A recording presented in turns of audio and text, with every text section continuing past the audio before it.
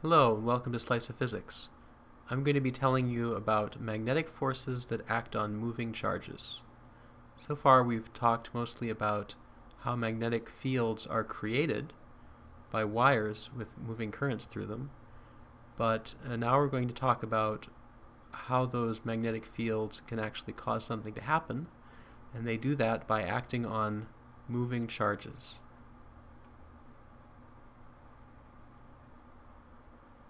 So we've already learned about electric fields, so we know that charges are what create an electric field. So a positive charge creates an electric field pointing away from itself, and a negative charge creates an electric field pointing towards itself. And that electric field then creates a force that acts on charges. So charges can both create electric fields and they can be affected by electric fields. Now, the same is true of magnetic fields. So in the case of magnetic fields, we've learned that moving charges create a magnetic field. And to find out how that works, we use the right-hand rule. We've learned how to find the magnetic field from a current-carrying wire. At the same time, the magnetic field creates a force,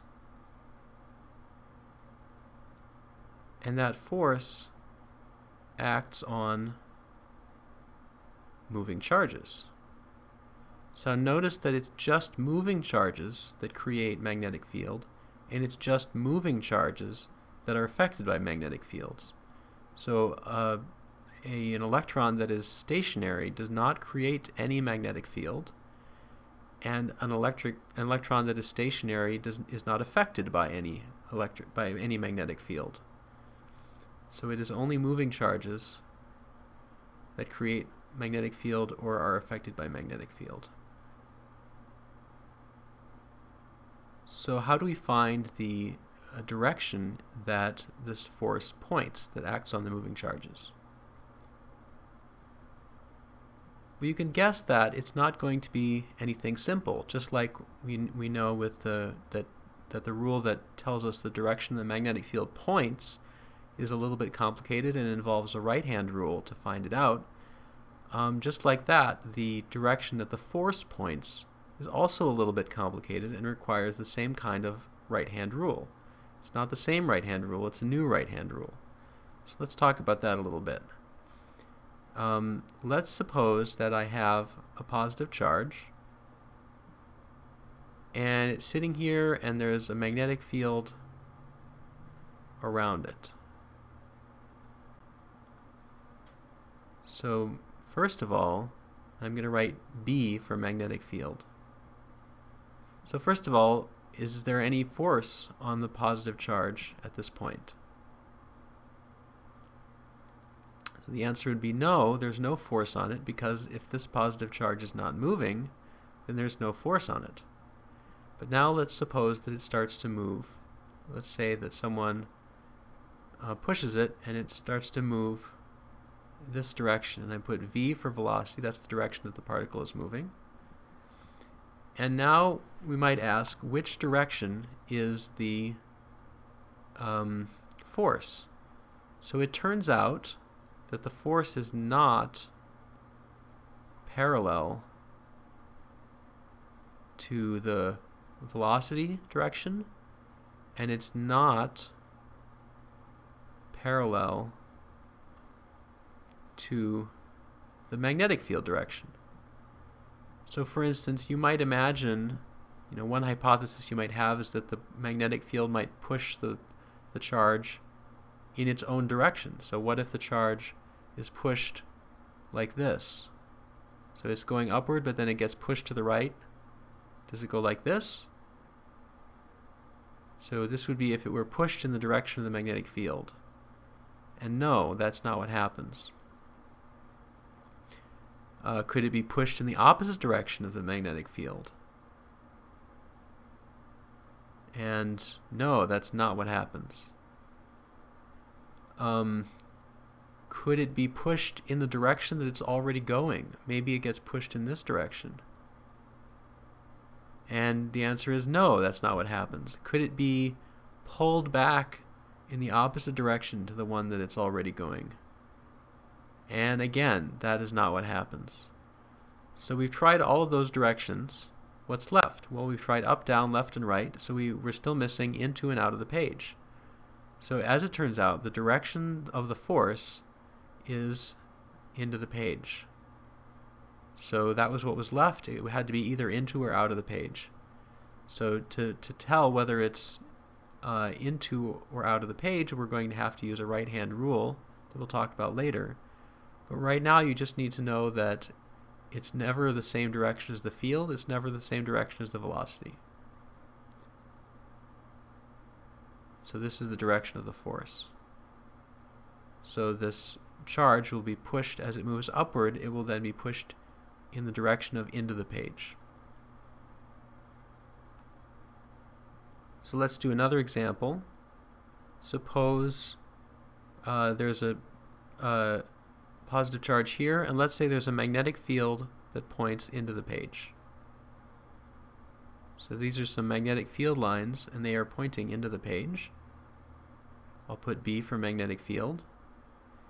And let's suppose that the velocity of this plus charge is in that direction. So now we know that the direction of the force on this charge is not in the direction of the velocity, so it's not to the right, and it's not to the left. And it's not in the direction of the magnetic field, so it's not into the page, and it's not out of the page. So there's only two directions left, so it could be up or it could be down. And it turns out that the direction of the force in this case is up.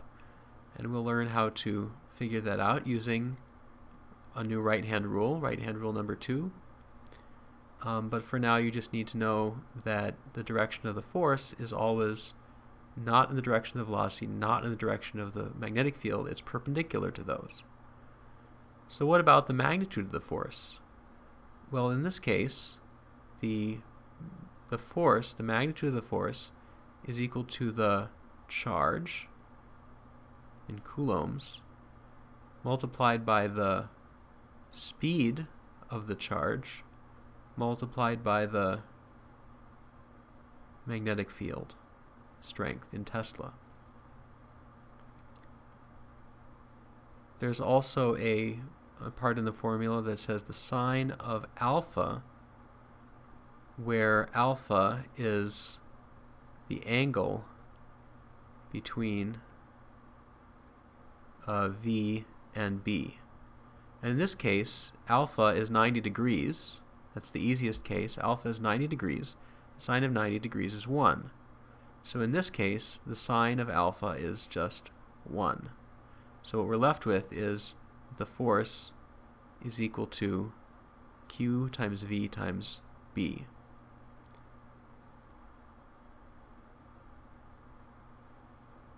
So there's one more thing you should know, which is that there's only a magnetic force if the velocity of the particle and the magnetic field are not pointing in exactly the same direction. So if there were a magnetic field that pointed like this in the upward direction, and there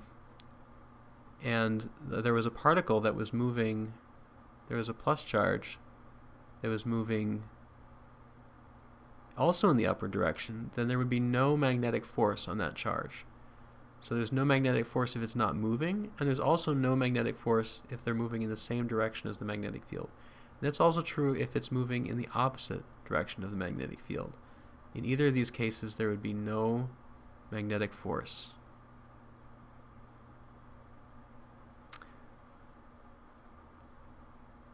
And the last thing I wanted to say is if there's a minus charge,